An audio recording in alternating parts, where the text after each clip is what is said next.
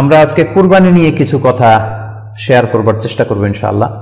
কুরবানির প্রসঙ্গটা আসলেই আমাদের স্মৃতির মানসপটে আমাদের ইব্রাহিম আলাইহিস সালাম এবং ইসমাইল আলাইহিস সালামের যে কুরবানি, ওনাদের যে আত্মত্যাগ, এই দৃশ্যপটটি কিন্তু আমাদের চোখের সামনে ভেসে ওঠে। আমরা জানি যে ইব্রাহিম আলাইহিস সালাম আল্লাহ তাআলা সন্তুষ্টির জন্য স্বীয় পুত্র ইসমাইল আলাইহিস সালামকে কুরবানি করতে চেয়েছিলেন, এবং সেই প্রসঙ্গ থেকেই কিন্তু আমরা প্রতি বছর জিলহজের 10 তারিখে কুরবানি করে থাকি।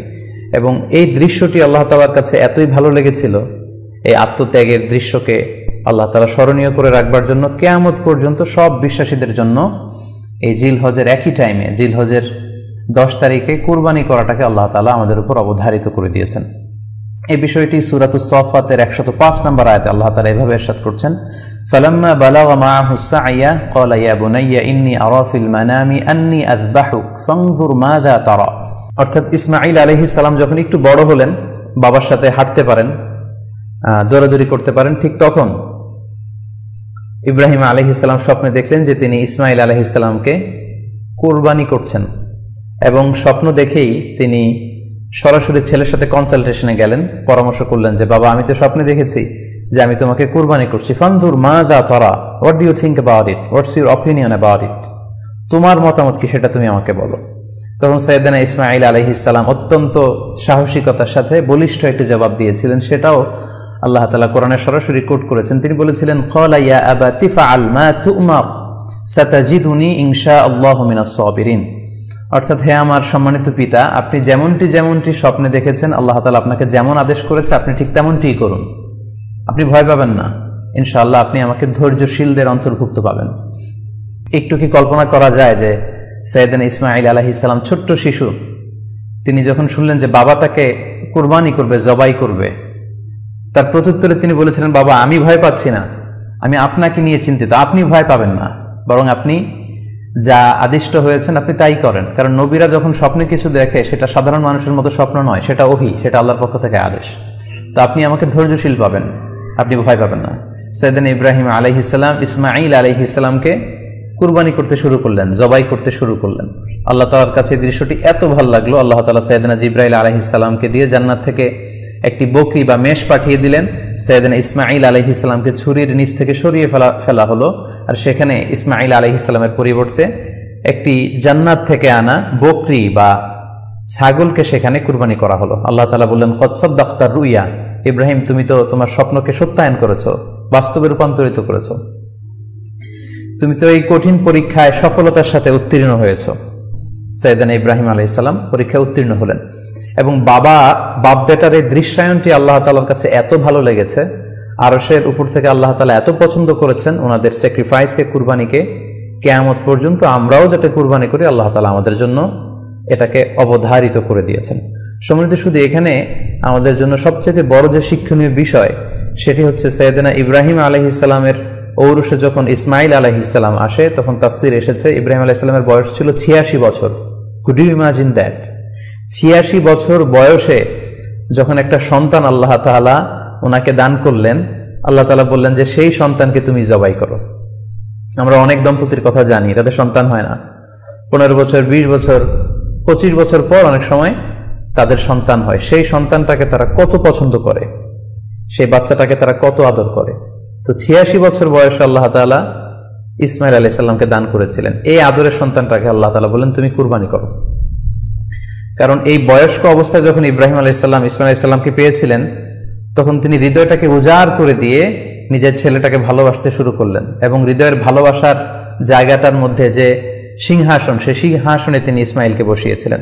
আল্লাহ তাআলা চেয়েছিলেন যে ইসমাঈলকে সেখান থেকে সরিয়ে ওই ভালোবাসার সিংহাসনের জায়গাটাতে তুমি যেন আল্লাহ তাআলাকে স্থান দাও, এবং সেই পরীক্ষাটাই তিনি বেসিক্যালি সাইয়েদনা ইব্রাহিম আলাইহিস সালামের কাছ থেকে করেছিলেন, এবং সেই পরীক্ষায় সাইয়েদনা ইব্রাহিম আলাইহিস সালাম সফলতার সাথে উত্তীর্ণ হয়েছিলেন। অর্থাৎ আল্লাহ চেয়েছিলেন যে তোমার হৃদয়ের ভালোবাসার সবচাইতে বড় জায়গাটা হচ্ছে ইসমাঈলের, তোমার পুরো হৃদয়টা জুড়ে আছে ইসমাঈল। আমি চাই তুমি আমার সন্তুষ্টির জন্য এই ইসমাঈলকে বিলিয়ে দাও, এই ইসমাঈলকে কুরবানি করে দাও। সম্মানিত, শুধু এই স্টোরিটা থেকে আমাদের জন্য শিক্ষা হচ্ছে যে সাইয়েদনা ইব্রাহিম আলাইহিস সালামের হৃদয়ের সবচাইতে পছন্দনীয় বিষয়টা ছিল ইসমাঈল। তিনি ইসমাঈল আলাইহিস সালামকে, নিজের ছেলেকে বেশি পছন্দ করতেন। ইব্রাহিম আলাইহিস সালামের হৃদয়ে যেমনি ইসমাইল ছিল, আমাদের প্রত্যেকের হৃদয়ে কিন্তু এরকম এক একটা ইসমাইল আছে, কল্পিত ইসমাইল, রূপক ইসমাইল। আমাদের কারো হৃদয়ের ইসমাইল হচ্ছে আমাদের টাকা পয়সা, আমাদের কারো হৃদয়ের ইসমাইল হচ্ছে আমার ব্যাংক ব্যালেন্স, আমাদের কারো হৃদয়ের ইসমাইল হচ্ছে আমার দামি গাড়ি, আমাদের কারো হৃদয়ের ইসমাইল হচ্ছে আমাদের যশ খ্যাতি, আমাদের ক্ষমতা প্রতিপত্তি। এগুলো আল্লাহ তাআলা চান আমাদের প্রত্যেকের যার যার হৃদয়ের ইসমাইল যেটা, সেটাকে আমরা আল্লাহ তাআলার সন্তুষ্টির জন্য উৎসর্গ করতে পারবো কিনা, আল্লাহ তাআলার খুশির জন্য, সেরেফ শুধুমাত্র আল্লাহ তাআলার জন্য আমার হৃদয়ের ইসমাইলটাকে আমি স্যাক্রিফাইস করতে পারবো কিনা। এই শিক্ষাটা দেওয়ার জন্যই বেসিক্যালি আল্লাহ তাআলা এই কুরবানিকে আমাদের জন্য প্রেসক্রাইব করেছেন। আল্লাহ তাআলা চান যে আমাদের হৃদয়ের পুরো জায়গাটা জুড়ে যেন আল্লাহ তাআলার সন্তুষ্টি, আল্লাহ তাআলার ভালোবাসা, আল্লাহকে যে আমরা ফিল করি, আল্লাহকে যে আমরা ভয় পাই, সেই জায়গাটাতে যেন আমরা আল্লাহ তাআলাকে রাখতে পারি। এটাই মূলত আল্লাহ তাআলা আমাদের কাছ থেকে চান। এবং আমাদের জীবনের সব কাজগুলোই হবে শুধুমাত্র কেবলমাত্র আল্লাহ তাআলার সন্তুষ্টির জন্য।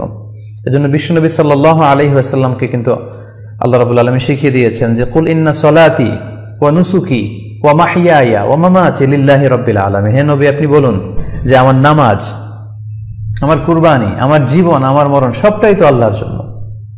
তাই আমাদের হৃদয়ে যদি আমরা আল্লাহকে স্থান দিতে পারি, আমাদের সব কিছু, সাইয়েদনা ইব্রাহিম আলাইহিস সালাম যেমনি নিজের প্রিয় পুত্র সন্তানকে কুরবানি করেছিলেন, ঠিক তেমনি ভাবে আমাদের হৃদয়ের ইসমাইলটাকেও যদি আমরা আল্লাহর সন্তুষ্টির জন্য স্যাক্রিফাইস করতে পারি, কুরবানি করতে পারি, তাহলেই কিন্তু এই কুরবানির শিক্ষাটা আমাদের জন্য বাস্তবায়িত হবে বা সফল হবে।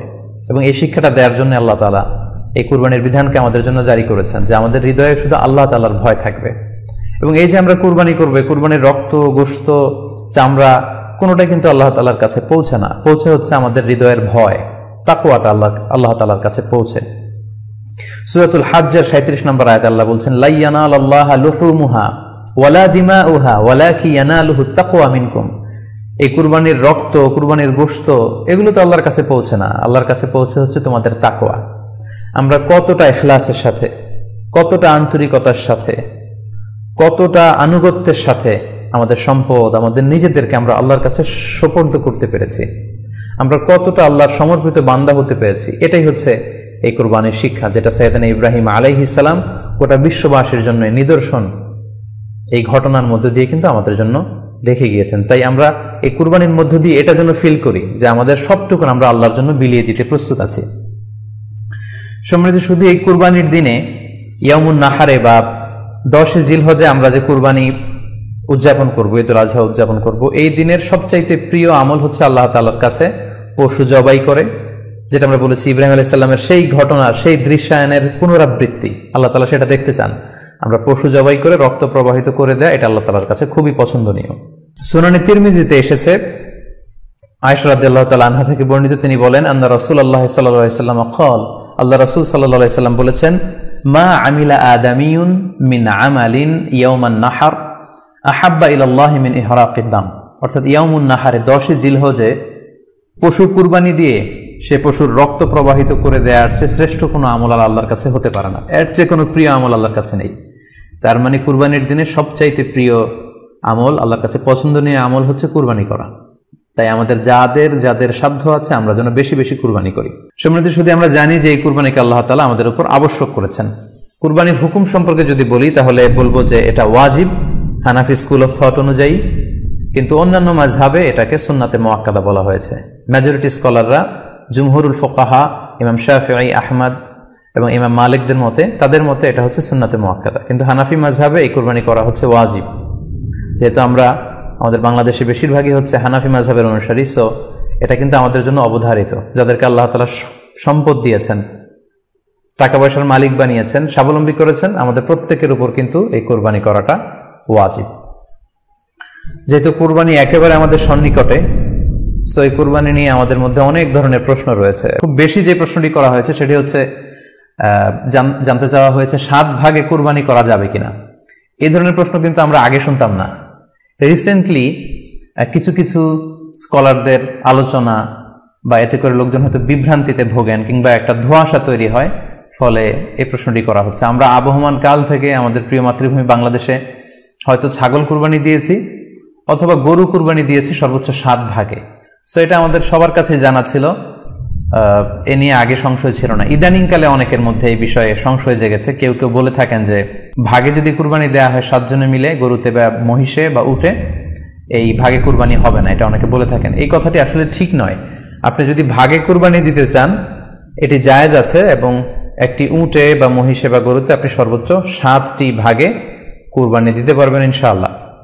এ ব্যাপারে সহিহ মুসলিমের একটি হাদিসকে আমরা এখানে উল্লেখ করতে চাই।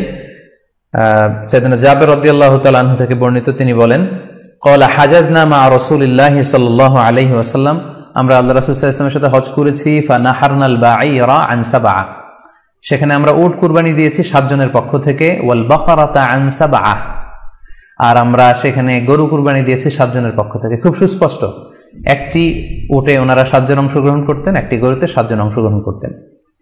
তো এই হাদিসের আলোকে অনেকে বলে থাকেন যে এটি হজের সময়, সফরের সময়, কিন্তু মুকিম অবস্থায় 7 ভাগে দেয়া যায় না। আসলে এই কথাটিও ঠিক নয়, কারণ সুনানে আবু দাউদের আরেকটি হাদিসে এসেছে যেখানে আল্লাহ রাসূল সাল্লাল্লাহু আলাইহি ওয়াসাল্লাম সুস্পষ্ট বলেছেন, সেখানে হজ বা কোনো সফরের উল্লেখ নেই। সেটা হচ্ছে জেনারেল স্টেটমেন্ট, অর্থাৎ আল বাকারাতু আন সাবআ, গরুতে সর্বোচ্চ 7 অংশ দিয়ে কুরবানি দেয়া যায়। ওয়াল জাযুরু আন সাবআ, আর উটের ক্ষেত্রেও সর্বোচ্চ 7 অংশ দিয়ে কুরবানি দেয়া যায়। তো এই হাদিস, দ্বিতীয় যে হাদিসটি উল্লেখ করলাম, এটা হচ্ছে জেনারেল স্টেটমেন্ট, সেখানে সফর মুকিম কোনো কথা বলা হয়নি। ইন জেনারেলি বলা হয়েছে যে উটে 7 ভাগ দেয়া যায়, গরুতে 7 ভাগ দেয়া যায়। সো আমরা যারা ভাগে কুরবানি দিচ্ছি 7 জন মিলে একটি গরু, আপনারা নিঃসন্দেহে সানন্দ চিত্তে নিশ্চিন্তে কুরবানি দিতে পারেন। সহিহ হাদিসের আলোকে এটি সাব্যস্ত, এতে কোনো সমস্যা নেই ইনশাল্লাহ। তবে ভাগে কুরবানিতে কিংবা যৌথ কুরবানিতে কয়েকটি বিষয় আমাদেরকে খেয়াল রাখতে হবে। নাম্বার 1 হচ্ছে নিয়ত। আপনাদের ইন্টেনশনটা ক্লিয়ার হতে হবে। প্রত্যেকেরই যাতে একই ইন্টেনশন থাকে, সবারই যাতে ইন্টেনশন থাকে যে শুধুমাত্র আল্লাহ তাআলার সন্তুষ্টির জন্য আমরা এই কুরবানি দিচ্ছি। এখানে কয়েকজনের যদি ইন্টেনশন থাকে যে আল্লাহর সন্তুষ্টি, অন্যজনের যদি নিয়তে ঝামেলা থাকে, তাহলে কিন্তু কুরবানিটা প্রশ্নবিদ্ধ হয়ে যাচ্ছে। কারণ ইন্নামাল আমালু বিন্নিয়াত, ইয়ানি ইন্নামা সাওয়াবুল আমালি বিন্নিয়াত, সমস্ত কাজের প্রতিদান দেয়া হবে আপনার ইন্টেনশন বা নিয়তের উপর ভিত্তি করে। সো এজন্য যারা খুব বেশি মুখলেস, খুব বেশি মুত্তাকি, তারা অনেক সময় যৌথ কুরবানি দিতে চান না। তাদের সামর্থ্য না থাকলে ছোট একটা ছাগল দিয়ে তারা একাকি কুরবানি দিতে চান। এটা safe, he want to be in the safer side. কারণ যৌথ কুরবানি দিতে দিতে যে কার মনে কি চিন্তা, কার মনে কি নিয়ত, আমরা কিন্তু কিছু জানি না। সো যদি যৌথ কুরবানি দেন, কুরবানির আগে সবাইকে এটা কনসার্ন করে দেওয়া, রিমাইন্ডার দেওয়া যে ভাই আমাদের কুরবানিটা হবে শুধুমাত্র কেবলমাত্র আল্লাহ তাআলা সন্তুষ্টির জন্য, অন্য কোনো নিয়ত যেন না থাকে, তাহলে কিন্তু আমাদের কুরবানি বরবাদ হয়ে যাবে। এটা হচ্ছে প্রথম কনসার্ন। 2 নম্বর কনসার্ন হচ্ছে হালাল উপার্জন দিয়ে কুরবানি হতে হবে। যৌথ কুরবানিতে কেউ কেউ যদি এমন থাকে যাদের উপার্জন হালাল না, সেই কুরবানি কিন্তু আল্লাহ তাআলার দরবারে কবুল হবে না। সো এটা খুব গুরুত্বপূর্ণ একটা বিষয়। আরেকটা হচ্ছে লৌকিকতা। লৌকিকতা যদি থাকে তাহলেও কুরবানি কবুল হবে না। যৌথ কুরবানিতে কারো যদি এটা থাকে যে আমার গরুটা সবচেয়ে বড়, আমাদের গরুটা এলাকার সবচেয়ে বড় গরু, এবং সবাইকে বলে বেড়াচ্ছে যে এইবারের গরুটা সবচেয়ে বড় হয়েছে, আমার চেয়ে বড় গরু কেউ দিতে পারে না এই এলাকায়। তো এই জাতীয় যদি লৌকিকতা প্রবণতা কারোর মধ্যে থাকে, তাহলেও কিন্তু তার কুরবানি কবুল হবে না। সো যৌথ কুরবানি যদি আপনারা দিতে চান, এই বিষয়গুলো আমাদেরকে খেয়াল রাখতে হবে। আরো একটি প্রশ্ন খুব বেশি আমাদের কাছে জানতে চাওয়া হয়েছে, সেটা হচ্ছে কুরবানির সাথে আকিকা দেয়া যাবে কিনা। খুব বেশি আলোচনা হচ্ছে এই প্রসঙ্গটা যে কুরবানির সাথে আকিকা দিয়ে দেয়া যাবে কিনা। এক্ষেত্রে আমরা উত্তরে বলবো যে কুরবানি এবং আকিকা আপনাদের খেয়াল রাখতে হবে যে দুটি ভিন্ন ইবাদত। প্রথম কথা হচ্ছে ইবাদত ভিন্ন দুটি ইবাদত। কারণ কুরবানি এটা বছরের একটা নির্ধারিত সময়, জিলহজের 10 তারিখে, এবং তারপরে আরো 2 দিন বা 3 দিন, এই সময়গুলোতে আপনি কুরবানি করতে পারবেন। তাহলে এটা হজের মৌসুমে জিলহজ মাসে করতে হয় কুরবানি। কিন্তু আকিকা কিন্তু এরকম না। আকিকাটা যে কোনো মাসে হতে পারে। আকিকাটা হচ্ছে নবজাতক সন্তানের ভূমিষ্ঠ হওয়ার পরে শুকরিয়া স্বরূপ আল্লাহর কাছে যে কুরবানিটা করতে হয়, সেটাকে আমরা বলি আকিকা। হাদিসে এসেছে আকিকা। তো সেটা হচ্ছে সন্তান কখন ভূমিষ্ঠ হলো সেটার উপর নির্ভর করে। কারো সন্তান রমাদানে হতে পারে, কারো সন্তান জিলহজ মাসেও হতে পারে, শাওয়ালে হতে পারে, রজাবে হতে পারে। আকিকা হচ্ছে বাচ্চা যেদিন জন্মগ্রহণ করবে, সন্তান ভূমিষ্ঠ হওয়ার 7 দিন পরে। তাহলে ভিন্ন দুইটা ইবাদত, দুই সময়ের ইবাদত। নাম্বার 2, আকিকার ক্ষেত্রে আল্লাহ রাসূল সাল্লাল্লাহু আলাইহি ওয়াসাল্লাম বলেছে আনিল গুলামি শাতান ওয়া আনিল জারিয়াতি শাত, অর্থাৎ ছেলে হলে 2টি ছাগল দিয়ে আকিকা করো, এবং যদি মেয়ে হয় তাহলে 1টি ছাগল দিয়ে আকিকা করো। তো সেক্ষেত্রে কুরবানিতে কিন্তু এরকম বিধান নেই। কুরবানিতে কিন্তু একটি ছাগল দিয়ে আপনি কুরবানি করলে কুরবানি হয়ে যাচ্ছে, সেখানে 2টি ছাগল দেওয়া লাগবে এমন কোনো কথা নেই। তো এভাবে আমরা বুঝতে পারতেছি, খুবই স্পষ্টত কমন সেন্স খাটালেও আমরা বুঝতে পারতেছি, এবং আল্লাহ রাসূল সাল্লাল্লাহু আলাইহি ওয়াসাল্লামের ভাষ্যগুলো অনুসারে আমরা বুঝতে পারছি দুইটা 2 ধরনের ইবাদত। যদিও এই 2 ইবাদতে কিছুটা মিল আছে, কিন্তু দুইটা 2 সময়ের ইবাদত, দুইটা আলাদা, দুটি উপলক্ষ, দুইটার আলাদা নির্ধারিত সময় রয়েছে। যেমন আকিকার ক্ষেত্রে সুন্নাহ হচ্ছে বাচ্চা যেদিন জন্মগ্রহণ করবে তার 7ম দিন শেষে 7 দিন পরে আপনি আকিকা করবেন। আল্লাহ রাসূল সাল্লাল্লাহু আলাইহি ওয়াসাল্লাম বলেছেন, কুল্লু গুলামিন মুরতাহানুন বিআকিকাতিহি তুযবাহু আনহু ইয়াওমা সাবিহি। প্রত্যেক সন্তানের আকিকা দিতে হয় তার 7ম দিনে, ওয়া ইউহলাকু ওয়া ইউসাম্মা, এবং 7ম দিনে মাথার চুল ফেলে দিতে হয়, তার সুন্দর একটি নাম রাখতে হয়। তাহলে আকিকার বিধান হচ্ছে সম্মানিত সুধী সন্তান জন্মগ্রহণ করার 7 দিন পরে। আমরা বুঝতে পারলাম আল্লাহ রাসূল সাল্লাল্লাহু আলাইহি ওয়াসাল্লামের ভাষ্য অনুযায়ী, কথা অনুযায়ী, কওল অনুযায়ী। এবার যদি আমরা আল্লাহ রাসূল সাল্লাল্লাহু আলাইহি ওয়াসাল্লামের আমল দেখি, ওনার ব্যক্তিগত আমল কি ছিল, সেক্ষেত্রে আমরা সহিহ ইবনে হিব্বানের একটি হাদিস উল্লেখ করব, যেটিকে ইবনে হাজার আল আসকালানি উনি ওনার ফাথুল বারিতে সহিহ হিসেবে উল্লেখ করেছেন। আয়েশা রাদিয়াল্লাহু তাআলা আনহার বর্ণনা, তিনি বলেন যে আক্কা রাসূলুল্লাহ সাল্লাল্লাহু আলাইহি ওয়াসাল্লাম আনিল হাসানি ওয়াল হুসাইনি ইয়াউমা সাবিঈ ওয়া সাম্মাহুমা। আল্লাহ রাসূল সাল্লাল্লাহু আলাইহি ওয়াসাল্লাম নিজে ওনার দৌহিত্র অর্থাৎ ওনার নাতি হাসান এবং হুসাইনের আকিকা নিজে করেছেন 7ম দিনে, এবং 7ম দিনে তাদের নাম রেখেছেন, একজনের নাম রেখেছেন হাসান, আরেকজনের নাম হুসাইন। অর্থাৎ হাসান রাদিয়াল্লাহু আগে জন্মগ্রহণ করেছিলেন, ওনার চেয়ে ছোট ছিল হোসেন, উনি পরে জন্মগ্রহণ করেছেন। তো ওনাদের জন্মের পরে 7 দিন পরে আল্লাহ রাসূল সাল্লাল্লাহু আলাইহি ওয়াসাল্লাম ওনাদের আকিকা দিয়েছিলেন, এবং 7ম দিনে উনি আকিকাও দিয়েছেন এবং তাদের নামও রেখেছেন। তাহলে আল্লাহ রাসূল সাল্লাল্লাহু আলাইহি ওয়াসাল্লামের কওলি হাদিস, ওনার ভাষ্য মতে আমরা জানলাম উনি বলেছেন 7ম দিনে আকিকা দিতে হয়, এবং ওনার ব্যক্তিগত আমল থেকে আমরা জানতে পারলাম যে উনি ওনার 2 নাতির আকিকা দিয়েছেন 7ম দিনে এবং নাম রেখেছেন। তাহলে এ থেকে আমরা সুস্পষ্ট বুঝতে পারি যে আকিকা দিতে হয় সন্তান জন্মগ্রহণ করার 7 দিন পর, 7ম দিনে। যদিও তবারানিতে আরেকটি হাদিস এসেছে যেখানে বলা হয়েছে যে আকিকা 7ম দিনেও দেয়া যায়, 14তম দিনে দেয়া যায়, 21তম দিনে দেয়া যায়। যদি 7ম দিনে কেউ দিতে না পারে কোনো কারণে, তাহলে 14তম দিন, না পারলে 21তম দিন। তাহলে সুস্পষ্টভাবে উল্লেখ আছে যে আকিকার সময়সীমা 7ম দিনের কথা আমাদেরকে বলা হয়েছে। তো সেক্ষেত্রে আপনার সন্তান জন্মগ্রহণ করলে আপনি শুকরিয়া স্বরূপ কুরবানি করবেন, আত্মীয় স্বজনকে খাওয়াবেন, আকিকার গোশত নিজেরাও খাবেন। তো এটা যদি আপনি কুরবানির জন্য রেখে দেন, তাহলে তো সন্তান দুনিয়াতে আসার এই আনন্দটা থাকে না। একজন যখন সন্তান পায়, সে কেমন যেন আকাশের চাঁদ হাতে পায়। তো তখন তার 7 দিনের মধ্যে যে আনন্দটা থাকে, ওই দিন তার নাম রাখা হবে, আত্মীয় স্বজনরা আসবে, বাচ্চাকে দেখবে, দোয়া করবে, তখন আকিকা করে গোশত নিজে খাবেন, আত্মীয়দের খাওয়াবেন, পাড়া প্রতিবেশীদেরকে দিবেন। এটা হচ্ছে সন্তান ভূমিষ্ঠ হওয়ার উপলক্ষকে কেন্দ্র করে এই আকিকা। সো এটাকে কুরবানির সাথে মিক্স আপ করার কোনোই প্রয়োজন নেই, এবং এক্ষেত্রে সুস্পষ্ট গাইডলাইন হচ্ছে যে 7ম দিনে আকিকাটা দিতে হয়। সো আমরা যেন 7ম দিনে আকিকাটা দেই। তবে হ্যাঁ, এখন প্রশ্ন হচ্ছে 7ম দিনে কেউ দিতে পারেননি, 14তম দিনেও দিতে পারেননি, 21তম দিনেও দিতে পারেননি, হাতে টাকা ছিল না, সামহাও কোনো কারণে মিস করেছেন, তখন আপনি যখন সুযোগ হয় তখন করে দেন। ওই প্রেক্ষাপটে আপনি যদি কুরবানির সময়ও আকিকা দিয়ে দিতে চান, এটা আদায় হয়ে যাবে ইনশাল্লাহ, আশা করা যায় আদায় হয়ে যাবে, এবং এটা জায়েজ আছে। তবে এটা সুন্নাহ নয়। সুন্নাহ হচ্ছে 7ম দিনে আকিকা দেওয়া। পাশাপাশি গরু দিয়ে, মহিষ দিয়ে, উট দিয়ে আকিকা দেওয়াও কিন্তু সুন্নাহ নয়। আকিকা দেয়া সুন্নাহ হচ্ছে ছাগল দিয়ে। সুন্নাহ সম্মত হচ্ছে আকিকা 7ম দিনে দেয়া এবং ছাগল দিয়ে দেয়া। ছেলের ক্ষেত্রে 2টি ছাগল, মেয়ের ক্ষেত্রে 1টি ছাগল। আশা করি কুরবানির সাথে আকিকার প্রসঙ্গটি আপনাদের কাছে ক্লিয়ার হয়েছে। সম্মানিত শুধু এবার আমরা শুনবো আরো একটি মোস্ট আস্কড কোশ্চেন, কুরবানি না দিয়ে কুরবানির টাকা দান করে দিলে ওই সওয়াব পাওয়া যাবে কিনা। এই প্রশ্নগুলো কিন্তু আমরা আগে শুনতাম না। রিসেন্ট সময়ে, গত কয়েক বছর আগে আমরা খেয়াল করেছি যে তারকা জগতের কিছু লোক বা নাটক সিনেমা জগতের কিছু লোক এরকম ঘোষণা দিয়েছে যে আমরা টাকা বন্যার্থ লোকদেরকে দিয়ে দিলাম, আমরা কুরবানি দেব না। তো ওনাদেরকে আল্লাহ এত টাকা দিয়েছেন, ওনারা বন্যার্থ লোকদেরকেও সহায়তা করতে পারেন, আবার কুরবানিও করতে পারেন। সো একটা দিয়ে আরেকটা হবে না। আপনি যদি টাকা দান করে দেন, এটা সাদাকার সওয়াব হবে, কিন্তু কুরবানির সওয়াব কিন্তু আপনি পাবেন না। আল্লাহ রাসূল সাল্লাল্লাহু আলাইহি ওয়াসাল্লাম বলেছেন, কুরবানি করলে যেই প্রাণীটার কুরবানি করা হলো, ওই প্রাণী তার শিং নিয়ে, তার গায়ের পশম নিয়ে, পায়ের খুরগুলো নিয়ে কিয়ামতের ময়দানে দাঁড়াবে। সো এই সওয়াব থেকে কিন্তু আপনি বঞ্চিত হয়ে গেলেন। তাই এ ব্যাপারে সুস্পষ্ট কথা হচ্ছে, আপনি যদি কুরবানির টাকা দান করে দেন, দানের সওয়াব হবে, কিন্তু কুরবানির সওয়াব হবে না, এবং কুরবানির এই ওয়াজিব বিধানটিও কিন্তু আদায় হবে না।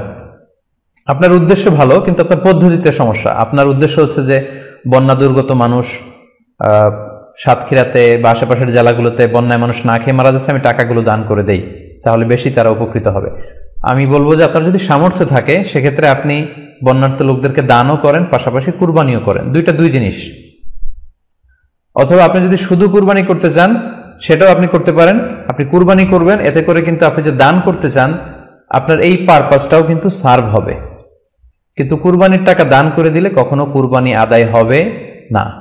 আপনি যদি কুরবানি করেন এক্ষেত্রেও কিন্তু দরিদ্র জনগোষ্ঠীর বিশাল স্বার্থ এখানে আছে, কারণ বছরের একটা দীর্ঘ সময় ধরে এই সুবিধাবঞ্চিত মানুষগুলো কিন্তু আমিষের অভাবে তারা ভোগে, পুষ্টিহীনতায় ভোগে। তারা এমনও অনেক ফ্যামিলি আছে বছরে শুধু এই কুরবানির সময় এই মৌসুমটাতে তারা কিছু গোশত খেতে পারে। সো তাদের মধ্যে আপনি কুরবানি করে এই গোশত বিতরণ করতে পারেন। সো এই কোভিড-19 পিরিয়ডে আমাদের উচিত বেশি বেশি কুরবানি করা, কুরবানি করে এই অভুক্ত মানুষদের ঘরে ঘরে কুরবানির গোশত পৌঁছে দেয়া। তাহলে আপনি কুরবানির মাধ্যমে কিন্তু এই গোশত বিতরণ করে তাদের সহায়তা করতে পারলেন। পাশাপাশি যারা খামারি আছে, আপনি কুরবানি করলে এই খামারিদের এই ব্যবসা প্রসেসেও কিন্তু আপনি অংশগ্রহণ করলেন। আপনি তাদের ব্যবসাতে, আল্লাহ তাআলা সুদকে হারাম করেছেন, ব্যবসাকে হালাল করেছেন, তাহলে ব্যবসার মতো একটা চমৎকার কাজও আপনি সহায়তা করলেন কুরবানির মধ্য দিয়ে। আরো একটা গুরুত্বপূর্ণ বিষয় হচ্ছে, আমাদের গ্রাম বাংলায় কিন্তু আমাদের অনেক গরিব লোকজন আছে বা মা বোনেরা আছে যারা সারা বছর ব্যাপী ছাগল পালে এই আশায় যে কুরবানির সময় ছাগলটাকে বিক্রি করবে, অথবা গরু পালে। গ্রামগঞ্জে অনেক পরিবার আছে যে বছর শেষে কুরবানির সময় আসলে তারা এটা ভালো দামে বিক্রি করবে এবং সেই টাকা দিয়ে সারা বছর চলবে। সো আপনি যদি কুরবানি করেন তাহলে ওই প্রান্তিক জনগোষ্ঠীকেও কিন্তু সহায়তা করা হলো। পাশাপাশি কুরবানির এই সময়গুলোতে হাজার হাজার কসাইদের একটা জীবিকার ব্যবস্থা হয়। তারা গরু জবাই করে, চামড়া খোলে, গোশত কাটে।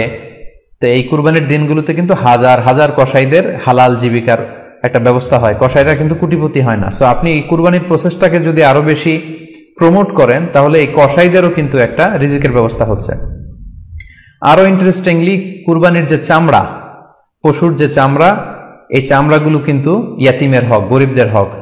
সো আপনি কুরবানির চামড়া বিক্রি যদি করে দেন, চামড়া চাইলে আপনি ব্যবহার করতে পারেন, অথবা বিক্রি করলে এটা কিন্তু ইয়াতিমখানাতে, মাদ্রাসাগুলোতে, অভাবী মানুষদেরকে এই দামটা কিন্তু দিয়ে দিতে হয়। ফলে কুরবানির এই চামড়া থেকে কিন্তু মাদ্রাসাগুলো বা ইয়াতিম ছাত্রছাত্রীরা উপকৃত হচ্ছে। তাহলে এখানে অনেক বিষয় জড়িত। যদিও বর্তমান সময়ে চামড়া শিল্প ধ্বংস করার একটা বিশাল পায়তারা চলছে, চামড়ার দাম পড়ে যাচ্ছে, তো আমরা যদি কুরবানি না দিই আমাদের চামড়া শিল্প হুমকির মুখে পড়বে। এবং এই যে হাজার হাজার মাদ্রাসা এবং এতিমখানা আছে যাদের একটা বড় ইনকামের বা আয়ের উৎস হচ্ছে কুরবানির সময় এই চামড়ার টাকা। সো মানে with all this discussion it seems that through sacrifice you can contribute more. আপনি যদি কুরবানি করেন এবং এটা যদি বেশি বেশি করেন তাহলে আপনি যে চাচ্ছেন অসহায় মানুষদেরকে সহায়তা করতে, এটা আরো বেশি বেশি করা হলো, বেশি বেশি করা হলো। তাদেরকে গোশত বিতরণ করে আপনি সহায়তা করলেন, খামারিদেরকে ব্যবসার ক্ষেত্রে সহযোগিতা করলেন, গ্রামের যে নারীরা ছাগল পাললো, গরু পাললো তাদের সহায়তা করলেন, কসাইদের হালাল জীবিকার জন্য সহযোগিতা করলেন, মাদ্রাসার ইয়াতিম ছাত্রদেরকে আপনি সহায়তা করলেন। সো আমি বলবো যে কখনো এই ভুল সিদ্ধান্ত নেবেন না যে কুরবানির টাকা আমি দান করে দেব না, আপনি কুরবানি করবেন, এতে আপনার কুরবানির ওয়াজিবও আদায় হবে, গরিবদেরকে সহযোগিতাও করা হবে। সেক্ষেত্রে যদি আপনি স্বাস্থ্য ঝুঁকি মনে করেন সেক্ষেত্রে আপনি সরাসরি হাটে যেতে না চাইলে অনলাইনে গরু ক্রয় করতে পারেন। আরো একটি সহজ পদ্ধতি আছে, সেটা হচ্ছে যারা শহুরে জীবনযাপন করছেন, শহরে আছেন, তারা চাইলে কিন্তু আপনার গ্রামের আত্মীয় স্বজনদের কাছে আপনার টাকা পাঠিয়ে দিয়ে কুরবানি আদায় করতে পারেন। টাকা পাঠিয়ে দিলে তারা আপনার পক্ষ থেকে ছাগল বা গরু কিনে কুরবানি করে তারা গোশত খেয়ে উপকৃত হলো, আশেপাশের গরিব আত্মীয় স্বজনদের মধ্যে বিতরণ করে এই কুরবানির প্রক্রিয়াটা আদায় হলো। এটাও খুব সহজে কিন্তু করা যেতে পারে। আর কুরবানির ক্ষেত্রে প্রতিনিধিত্ব জায়েজ আছে, অন বিহাফ অফ ইউ অন্য কেউ আপনার পক্ষ থেকে কুরবানি করতে পারবে, আপনি টাকা দিয়ে দিলেই হলো। আর যারা হাটে যে নিজে দেখে শুনে গরু ছাগল কিনে এনে নিজে কুরবানি করে সব ব্যবস্থাপনা করতে পারবেন, আয়োজন করতে পারবেন, সেটা সবচাইতে ভালো। সেটা তো নূরুন আলা নূর, এটা নিয়ে কোনো কথা নেই। আশা করি কুরবানির টাকা দিয়ে দিলে কুরবানি আদায় হবে কিনা এই ব্যাপারটিও আপনারা বুঝতে পেরেছেন। এবার আমরা আসি, আরেকটি প্রশ্ন আমাদের কাছে খুব বেশি এসেছে, সেটা হচ্ছে কুরবানির পশু অনলাইনে ক্রয় করা যাবে কিনা। খুবই রেলেভেন্ট একটি কোশ্চেন, যেহেতু এখন অনেকেই হাটে যেতে চাচ্ছেন না, অনলাইনে আমরা অনেক কেনাকাটা করি, ফলে অনলাইনে কুরবানির পশুটা ক্রয় করা যাবে কিনা এটা হচ্ছে প্রশ্ন। এক্ষেত্রে উত্তর হচ্ছে জি, অন্যান্য জিনিস আপনি যেমনি অনলাইনে ক্রয় করেন সেগুলো যেমনি জায়েজ, অনুরূপভাবে অনলাইনে কুরবানির পশুও ক্রয় করা জায়েজ। বিভিন্ন ডেইরি ফার্ম আছে, অ্যাগ্রো ফার্ম আছে এবং বিভিন্ন গরু ছাগলের খামার আছে, তারা কিন্তু আমি দেখলাম যে তারা গরুর অ্যাড দিচ্ছে, গরুর ভিডিও সেখানে আপলোড করে দিচ্ছে, সেখানে তাদের ক্লায়েন্টরা সেটা দেখে তারা গরু ক্রয় করছে। যে এটা জায়েজ আছে ইনশাল্লাহ। আপনারা যদি স্বাস্থ্য ঝুঁকির কারণে গরুর হাটকে অ্যাভয়েড করতে চান, ওখানে যেতে না চান, আপনারা চাইলে অনলাইনে পশু ক্রয় করতে পারবেন। তবে সেক্ষেত্রে দুটি জিনিস আপনাকে নিশ্চিত হতে হবে, দুইটা জিনিস আপনাকে অনলাইনে পশু ক্রয় করার ক্ষেত্রে নিশ্চিত হতে হবে। প্রথম বিষয় হচ্ছে পশুটা দৈহিকভাবে ত্রুটিমুক্ত কিনা, এটা নিশ্চিত হতে হবে। অর্থাৎ পশুর বিস্তারিত অঙ্গ প্রত্যঙ্গের বর্ণনা আপনার জানা থাকা চাই। পশুটা সুস্থ আছে কিনা, বাহ্যিকভাবে সমস্ত ত্রুটিমুক্ত কিনা, এটা জানতে হবে। 2 নম্বর হচ্ছে পশুর বয়স সম্পর্কে আপনার জানতে হবে, কারণ যে কোনো বয়সের পশু দিয়ে কুরবানি করা যায় না, এটার একটা নির্ধারিত বয়স সীমা দেওয়া আছে শরিয়াতে, সেটা আপনাকে মেনটেন করতে হবে। প্রথম হচ্ছে সালিমাতুন মিনাল উয়ুবিজ যাহিরা, বাহ্যিক ত্রুটিমুক্ত হওয়া। যে কোনো পশু দিয়ে কিন্তু, অসুস্থ পশু দিয়ে কুরবানি করলে কিন্তু কুরবানি হবে না। এক্ষেত্রে আমরা সুনানে নাসাইর একটি হাদিস উল্লেখ করব। হাদিসটি সহিহ, বারা ইবনে আযিব রাদিয়াল্লাহু তাআলা আনহু বর্ণনা করেছেন। আল্লাহ রাসূল সাল্লাল্লাহু আলাইহি ওয়াসাল্লাম বলেছেন, লা ইয়াজুজু মিনাদ দাহায়া আল আওরাউল বাইয়িনু আওরুহা, এমন পশু দিয়ে কুরবানি হবে না যেই পশুটা সুস্পষ্টভাবে অন্ধ, অন্ধ কানা কোনো পশু দিয়ে কুরবানি হবে না। ওয়াল আরজাউল বাইয়িনু আরাজুহা, খোড়া, কুরবানি যেখানে করা হবে ওই জায়গা পর্যন্ত হেঁটে যেতে পারছে না, মাঠ থেকে বাড়িতে আনা যাচ্ছে না, এরকম খোড়া প্রাণী দিয়ে কুরবানি করা যাবে না। ওয়াল মারিদাতুল বাইয়িনু মারাদুহা, খুব বেশি অসুস্থ, খুবই দুর্বল অসুস্থ প্রাণী দিয়ে কুরবানি করা যাবে না। ওয়াল আজফা উল্লাতি লা তুনকি, এবং এমন বয়স্ক বৃদ্ধ প্রাণী যে অতি বয়সের ভারে এটা নুজ্জ হয়ে গিয়েছে এবং এর হাড্ডির ভেতরে যে মজ্জা শুকিয়ে গিয়েছে, এরকম প্রাণী দিয়েও কিন্তু কুরবানি করা যাবে না। তাহলে সুনানে নাসাইয়ের এই সহিহ হাদিসটির মধ্য দিয়ে আমরা বুঝতে পারলাম যে অন্ধ প্রাণী দিয়ে কুরবানি করা যায় না, খোড়া প্রাণী দিয়ে করা যায় না, খুবই দুর্বল প্রাণী দিয়ে এবং খুব বয়স হয়েছে এরকম প্রাণী দিয়ে কিন্তু কুরবানি করা যাবে না। তারপর আমরা সুনানে তিরমিজির আরেকটি হাদিস এখানে উল্লেখ করব। এই হাদিসটিও হাসান পর্যায়ের হাদিস। বর্ণনাকারী হচ্ছেন আলী রাদিয়াল্লাহু তাআলা আনহু। তিনি বলেন, নাহা রাসূলুল্লাহ সাল্লাল্লাহু আলাইহি ওয়াসাল্লাম আইয়ুদহা বিআ'যাবিল করনি ওয়াল উযুন, অর্থাৎ আল্লাহ রাসূল সাল্লাল্লাহু আলাইহি ওয়াসাল্লাম শিং ভাঙা এবং কান কাটা এরকম প্রাণী দিয়ে কুরবানি করতে নিষেধ করেছেন। অর্থাৎ ব্রোকেন হর্নস অ্যান্ড ইয়ার্স, কোনো পশুর যদি শিং দুটো ভাঙা থাকে অথবা কান কাটা থাকে, এরকম প্রাণী দিয়ে কুরবানি করলে কুরবানি আদায় হবে না। পশুর কানের ব্যাপারে আরো সুস্পষ্ট হাদিস এসেছে সুনানে তিরমিজিতে, এটিও হাসান পর্যায়ের হাদিস। বর্ণনাকারী সাইয়েদনা আলী রাদিয়াল্লাহু তাআলা আনহু, তিনি বলেন যে নাহা রাসূলুল্লাহ সাল্লাল্লাহু আলাইহি ওয়াসাল্লাম আইয়ুদহা বিমুকাবালাহ আও মুদাবারাহ আও শারকা আও খারকা আও জাদআ, অর্থাৎ আল্লাহ রাসূল সাল্লাল্লাহু আলাইহি ওয়াসাল্লাম মুকাবালা মানে এমন প্রাণী যে প্রাণীর কানের সামনের অংশ কাটা, এরকম প্রাণী দিয়ে কুরবানি করা যাবে না। আও মুদাবারা, এমন প্রাণী যে প্রাণীর কানের পেছনের অংশ কাটা, সেটা দিয়ে কুরবানি করা যাবে না। আও শারকা, অথবা কানের মাঝখানে কাটা, দুই দিক ঝুলে আছে, করা যাবে না। আও খারকা, অথবা কানের ভেতরে ছিদ্র, পশুর কানে যদি ছিদ্র থাকে, কেটে যে ছিদ্র হয়ে গিয়েছে, ড্রিলড হয়ে গিয়েছে, সেই প্রাণী দিয়ে কুরবানি করা যাবে না। আও জাদা, অথবা নাক কাটা, এরকম প্রাণী দিয়ে কুরবানি করা যাবে না। তাহলে আল্লাহ রাসূল সাল্লাল্লাহু আলাইহি ওয়াসাল্লামের ভাষ্যমতে এই প্রাণীগুলো দিয়ে কুরবানি করা যাবে না। ফলে আপনি অনলাইনে যদি পশু ক্রয় করতে চান, আপনার যে পশুটা ক্রয় করবেন এটা বাহ্যিকভাবে সুস্থ আছে কিনা, অঙ্গ প্রত্যঙ্গের বিস্তারিত বর্ণনা ভিডিওতে আপনাকে ক্রস চেক করে এবং বাড়িতে আনার পরে সেটাকে দেখে এই পারচেজটা আপনাকে নিশ্চিত করতে হবে। 2 নম্বর খেয়াল রাখবার বিষয় হচ্ছে পশুর বয়স। কুরবানির পশুর একটা নির্ধারিত বয়স সীমা আছে। সেক্ষেত্রে উটের জন্য 5 বছর হওয়া লাগবে কমপক্ষে, গরু বা মহিষের ক্ষেত্রে কমপক্ষে 2 বছর হতে হবে এবং ছাগলের ক্ষেত্রে কমপক্ষে 1 বছর হতে হবে। আবার বলছি, উট 5 বছর, গরু 2 বছর এবং ছাগল 1 বছর।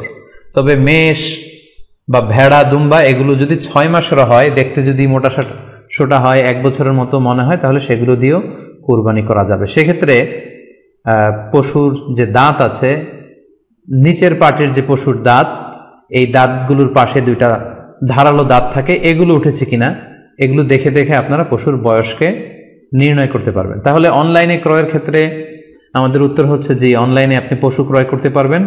সেক্ষেত্রে আপনাকে 2টি বিষয় খুব খেয়াল রাখতে হবে। এক হচ্ছে পশুর অঙ্গ প্রত্যঙ্গ ঠিক আছে কিনা, বাহ্যিকভাবে সব ধরনের ত্রুটিমুক্ত কিনা। 2 নম্বর হচ্ছে পশুর বয়স। এই 2টি জিনিস যদি আপনি এনশিওর করেন, আপনি অনলাইনে পশু ক্রয় করে সেটা দিয়ে কুরবানি করলে কুরবানি হয়ে যাবে ইনশাল্লাহ, কোনো সমস্যা নেই। আরো একটি প্রশ্ন আমাদের কাছে খুব বেশি এসেছে, সেটা হচ্ছে কুরবানি কি পুরো পরিবারের পক্ষ থেকে একজন দিতে হবে নাকি সামর্থ্যবান প্রত্যেকের দিতে হবে? আই রিপিট, আমি আবার বলছি, প্রশ্নটি হচ্ছে যে অনেকে এই প্রশ্নটি করেছেন যে পুরো পরিবার থেকে একজন দিলে হয়ে যায় নাকি সামর্থ্যবান প্রত্যেকের দিতে হয়। সম্মানিত দিনী ভাই এবং বোনেরা, এটি একটি মতবিরোধপূর্ণ মাসআলা, অর্থাৎ এই মাসআলার ক্ষেত্রে স্কলারদের মধ্যে মতভেদ পাওয়া যায়। এক্ষেত্রে দুইটি মতামত। একদল স্কলার বলেছেন যে এটা পরিবারের পক্ষ থেকে একজন দিলে আদায় হয়ে যাবে, অপর মতামত হচ্ছে যে না, সামর্থ্যবান প্রত্যেকেরই দিতে হবে। আমরা দুইটি মতামত নিয়ে আলোচনা করি। প্রথম মত হচ্ছে যে এক পরিবারের পক্ষ থেকে একজনই যথেষ্ট। এই মতামতটিও দলিলের দিক থেকে বেশ শক্তিশালী। সেক্ষেত্রে আমরা মেহনাফ ইবনে সুলাইম রাদিয়াল্লাহু তাআলা আনহুর বর্ণিত একটি হাদিস সুনানে আবু দাউদে এসেছে, হাদিসটি হাসান পর্যায়ের হাদিস। তিনি বলছেন, ওয়া নাহনু উকুফুন মা রাসূলিল্লাহ বিআরাফাতিন, আমরা রাসূল সাল্লাল্লাহু আলাইহি ওয়াসাল্লামের সাথে 9 জিলহজ আরাফার ময়দানে ছিলাম। ক্বালা, তখন আল্লাহ রাসূল সাল্লাল্লাহু আলাইহি ওয়াসাল্লাম আমাদেরকে বলেছেন, ইয়া আইয়ুহান নাস, হে মানব সকল, ইন্না আলা কুল্লি আহলি বাইতিন ফি কুল্লি আমিন উদহিয়া, অর্থাৎ প্রত্যেকটি, আল্লাহ রাসূল সাল্লাল্লাহু আলাইহি ওয়াসাল্লাম বলেছেন প্রত্যেকটি ফ্যামিলির জন্য প্রতি বছর একটি কুরবানি ওয়াজিব হয়। আমি আবার বলছি, প্রত্যেক ফ্যামিলির জন্য প্রতি বছর কুরবানি দিতে হয় কয়টি? একটি। তাহলে কুরবানি পরিবারের পক্ষ থেকে একটি দিলেই আদায় হয়ে যাবে। সুনানি তিরমিজির আরো একটি হাদিস আমরা এখানে উল্লেখ করতে পারি। এই হাদিসটিও সহিহ। সাইয়েদনা আতা ইবনে ইয়াসার রাদিয়াল্লাহু তাআলা আনহু, উনি আবু আইয়ুব আল আনসারী রাদিয়াল্লাহু তাআলা আনহুকে জিজ্ঞেস করেছিলেন যে কাইফা কানাতিল উদহিয়া ফি আহদি রাসূলিল্লাহ, হে আল্লাহর নবীর সাহাবী, আল্লাহ রাসূল সাল্লাল্লাহু আলাইহি ওয়াসাল্লামের জামানাতে কুরবানি কেমন হতো, কিভাবে তারা কুরবানি দিতেন? তো আবু আইয়ুব আল আনসারী রাদিয়াল্লাহু তাআলা আনহু বলেছেন, কানা রাজুলু ইউদাহি বিশাতি আনহু ওয়া আন আহলিহি, আল্লাহ রাসূল সাল্লাল্লাহু আলাইহি ওয়াসাল্লামের সময়কালে লোকজন একটি ছাগল কুরবানি দিত তার পক্ষ থেকে এবং তার ফ্যামিলির পক্ষ থেকে। আনহু ওয়া আন আহলিহি, তার নিজের পক্ষ থেকে এবং ফ্যামিলির পক্ষ থেকে। অর্থাৎ এই হাদিসগুলোর আলোকে বোঝা যায় যে পুরো পরিবারের পক্ষ থেকে একজন কুরবানি দিয়ে দিলেই আদায় হয়ে যাবে। স্বামীও চাকরি করেন, স্ত্রীও চাকরি করেন, স্বামীরও টাকা আছে, স্ত্রীর টাকা আছে, দুইজনের আলাদা করে দিতে হবে না। স্বামী যদি একটা ছাগল কুরবানি দিয়ে দেয় তাহলে স্ত্রীর পক্ষ থেকে, পুরো ফ্যামিলির পক্ষ থেকে কুরবানি আদায় হয়ে যাবে। এই হাদিসগুলোর আলোকে বোঝা গেল। দ্বিতীয় আরেকটি মত আছে, সেই মতটি হচ্ছে প্রত্যেক সামর্থ্যবানের উপর ওয়াজিব। এটি ইমাম আবু হানিফার মত এবং আমাদের বাংলাদেশে এটিরই প্রচলন হয়ে এসেছে। আমরা এই মতামতটিকেই বেশি আমরা শুনে থাকি সব জায়গায়, যে যারাই সামর্থ্যবান প্রত্যেকের আলাদাভাবে দিতে হয়। স্বামী সামর্থ্যবান হলে স্বামীর দিতে হবে, স্ত্রী সামর্থ্যবান হলে স্ত্রীকে দিতে হবে, ছেলেরা হলে ছেলের দিতে হবে। এটা প্রত্যেকের আলাদাভাবে ইন্ডিভিজুয়ালি দিতে হয়।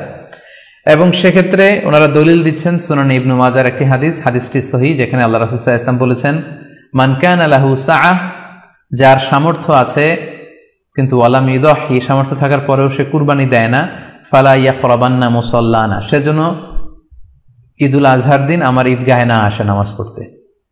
আল্লাহ রাসূল সাল্লাল্লাহু আলাইহি ওয়াসাল্লাম হুঁশিয়ারি বাণী ঘোষণা করেছেন, ধমক দিয়েছেন যে সামর্থ্য থাকার পরেও যে কুরবানি দেয় না সেজন্য আমার ঈদগাহে না আসে। এই হাদিসের আলোকে ওনারা বলেছেন মান কানা লাহু সাআহ, যার সামর্থ্য আছে। ওনারা বলছেন যে এটা ইন জেনারেল, ব্যাপক, যারই সামর্থ্য আছে তাকেই দিতে হবে। সো এখানে বাস্তবতা হচ্ছে দুই পক্ষেরই খুব ভ্যালিড দলিল আছে।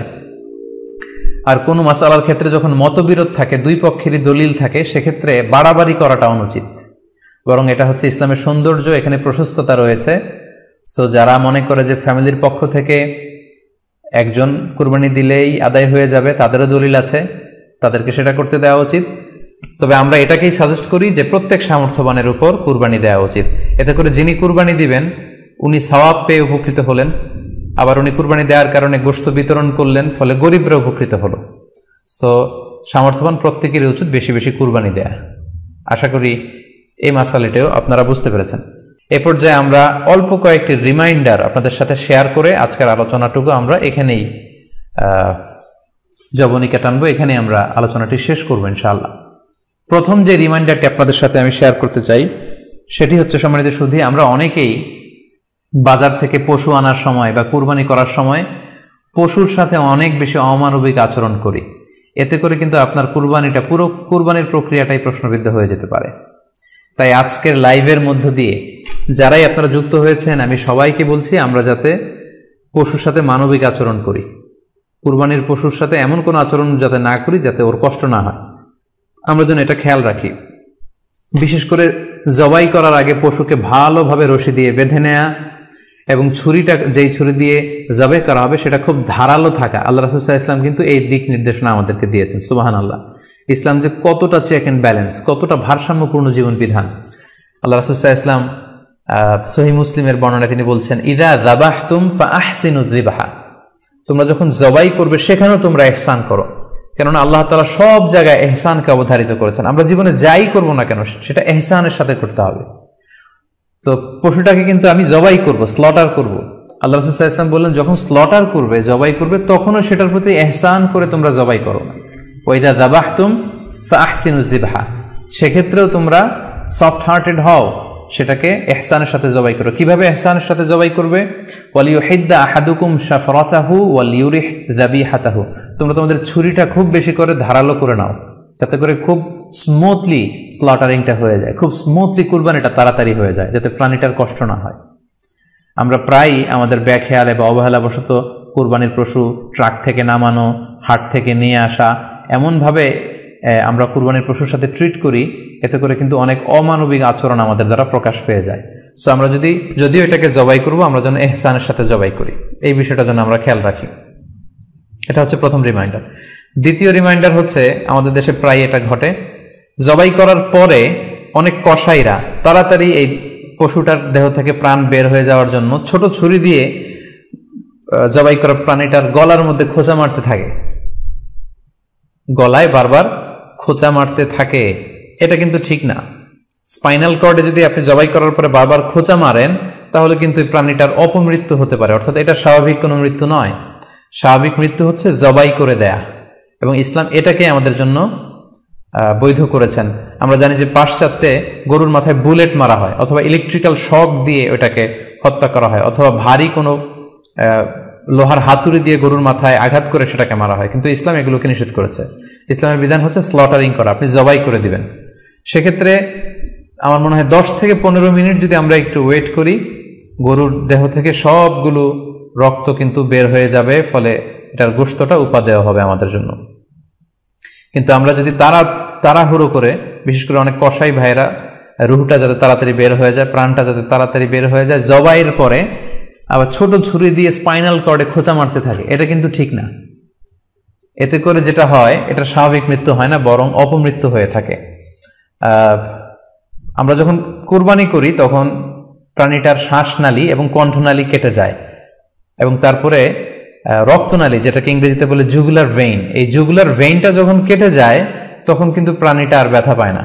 গবেষণায় দেখা গিয়েছে যে যদি আমরা দেখি যে প্রাণীটা খুব ছটফট করে, লাফালাফি করে, কিন্তু আসলে সে ব্যথা পায় না।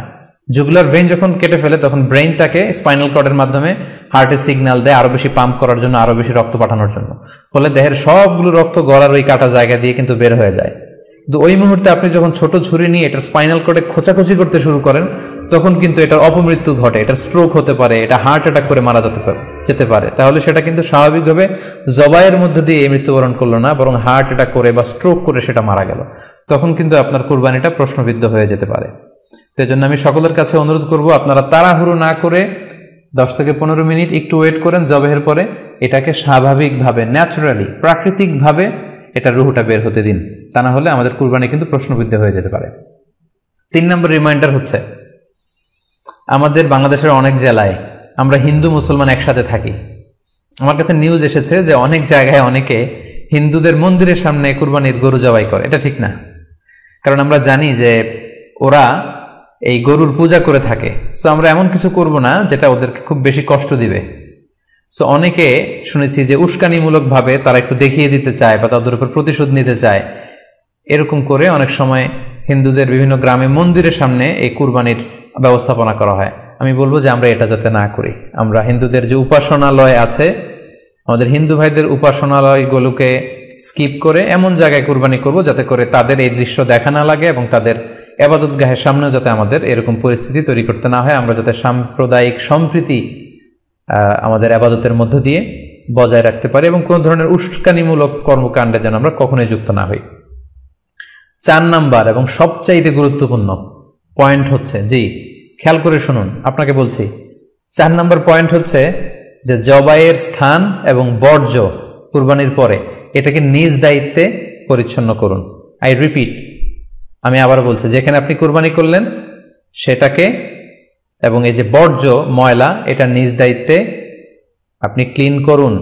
সিটি কর্পোরেশনের ভাইয়েরা সরকারি তত্ত্বাবধানে সারা বাংলাদেশের এই সব বর্জ্য আসলে পরিষ্কার করা সম্ভব না। জরিপে এসেছে যে 50 লক্ষ গরু জবাই করা হয় প্রত্যেকটা কুরবানির ঈদে। তো সেক্ষেত্রে আমাদেরকে দায়িত্বশীল হতে হবে। কুল্লুকুম রাঈন ওয়া কুল্লুকুম মাসউলুন আন রাইয়াতিহি। আল্লাহ রাসূল সাল্লাল্লাহু আলাইহি ওয়াসাল্লাম বলেছেন, তোমরা প্রত্যেকে দায়িত্বশীল আর তোমাদের প্রত্যেকের দায়িত্বের ব্যাপারে কিয়ামতের ময়দানে আল্লাহ তাআলা কিন্তু তোমাদেরকে জিজ্ঞেস করবে। তাই আমরা যেন নিজ দায়িত্বে এই কুরবানির করার স্থান এবং বর্জ্য যেন পরিষ্কার করি। ব্লিচিং পাউডার দিয়ে বেশি করে পানি মেরে আমরা যেন পরিষ্কার পরিচ্ছন্ন রাখি, কারণ আত-তুহুরু শাতরুল ঈমান, পরিষ্কার পরিচ্ছন্নতা এটা হচ্ছে ঈমানের অঙ্গ। এই বিষয়টা জানে আমরা খুব গুরুত্বের সাথে নেই এবং নিজ নিজ কুরবানি আমরা যেখানে দিলাম সেই জায়গাটা যেন আমরা পরিষ্কার করি। বিশেষ করে বিভিন্ন সংস্থা যারা অনেক অনেক কুরবানি করবেন, ভলান্টিয়ারলি বিভিন্ন কুরবানি করে কুরবানির গোশত বিতরণ করবেন, আপনারা এরকম ভলান্টিয়ারলি ক্লিনলিনেস ক্যাম্পেইন করতে হবে, যাতে কোনো ধরনের রক্ত, ময়লা, বর্জ্য, আবর্জনা না থাকে। এই ব্যাপারটাকে যেন আমরা খেয়াল রাখি। সর্বশেষ হচ্ছে, অনেকে জিজ্ঞেস করেন যে ফ্রিজে রাখা যাবে কিনা। জি, কুরবানির গোশত ফ্রিজে রাখা যাবে। ইবনে আব্বাস রাদিয়াল্লাহু তাআলা আনহুর মত অনুযায়ী 3 ভাগ করা উত্তম, তবে এটা আবশ্যক নয়। আপনি 1 ভাগ নিজে খাবেন, 1 ভাগ আত্মীয় স্বজন প্রতিবেশীদের দিবেন, আরেক ভাগ গরিব দুঃখীদের মাঝে বন্টন করে দিবেন, এটা উত্তম, কিন্তু এটা আবশ্যক নয়। পুরো গোশত যদি আপনার লেগে যায় আপনি ভোগ করতে পারেন, আর যদি আপনার কাছে অতিরিক্ত গোশত থাকে এটা আপনি আত্মীয়দের দান করুন, গরিব আত্মীয়দের আপনি উপহার দিন, গরিব মিসকিনদের, সুবিধা বঞ্চিত মানুষদেরকে আপনি এগুলো দান করুন।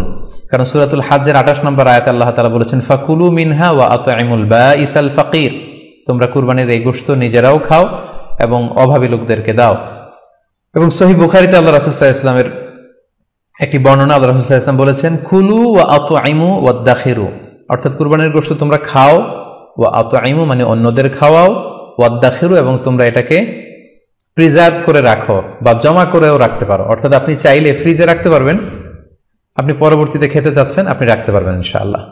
সো উত্তম হচ্ছে 3 ভাগ করে 1 ভাগ নিজে খাওয়া, 1 ভাগ আত্মীয় স্বজনদের প্রতিবেশীদের দেয়া এবং 1 ভাগ অভাবী, সুবিধা বঞ্চিত, গরিব মিসকিনদের মাঝে বন্টন করে দেয়া। এবং অবশ্যই অবশ্যই যাদের সামর্থ্য আছে আপনারা বেশি বেশি কুরবানি করুন, এবং এই কুরবানির মধ্য দিয়ে আমরা অনেক অনেক প্রান্তিক জনগোষ্ঠী, সুবিধা বঞ্চিত মানুষ, তাদের কাছে আমাদের সহায়তাগুলো পৌঁছে দিতে পারবো। সম্মানিত সুধী, আপনাদের সবাইকে আবারও শুকরিয়া জানাই, আপনাদের সবাইকে আবারও আন্তরিক শুভেচ্ছা এবং অভিনন্দন। আমরা কামনা করি যে আল্লাহ তাআলার কাছে আমরা ফরিয়াদ করি জিলহজ মাসের প্রথম 10 দিনের যে বারাকা, রাহমা, আমরা যেন নফল ইবাদত করে করে বেশি বেশি তাকবীর, তাহলিল দিয়ে এই দিনগুলো যেন মুখরিত রাখতে পারি, বেশি বেশি নফল ইবাদত করতে পারি, নফল রোজা রাখতে পারি। বিশেষ করে অবশ্যই আরাফার দিনের রোজা যাতে আমরা মিস না করি। গোটা মুসলিম উম্মার জন্য আমরা দোয়া করি যে এই ঈদুল আজহার উৎসব যাতে আমরা ভাব গাম্ভীর্যের সাথে ইবাদতের মধ্য দিয়ে, আনন্দ উৎসবের মধ্য দিয়ে পালন করতে পারি। আপনাদের সবার জন্য আমি দোয়া করছি, আমি নিজেও আপনাদের সবার কাছে দোয়া চাই। আল্লাহ তাআলা আপনাদের সবাইকে ভালো রাখুক, সুস্থ রাখুক, ঈমানের সাথে রাখুক। আপনারা শেয়ার করবেন বলে আশা করছি। সুবহানাকাল্লাহুম্মা বিহামদিকা আশহাদু আল্লা ইলাহা ইল্লা আনতা আস্তাগফিরুকা ওয়া আতুবু ইলাইক। ওয়াসসালামু আলাইকুম ওয়া রাহমাতুল্লাহি ওয়া বারাকাতুহু।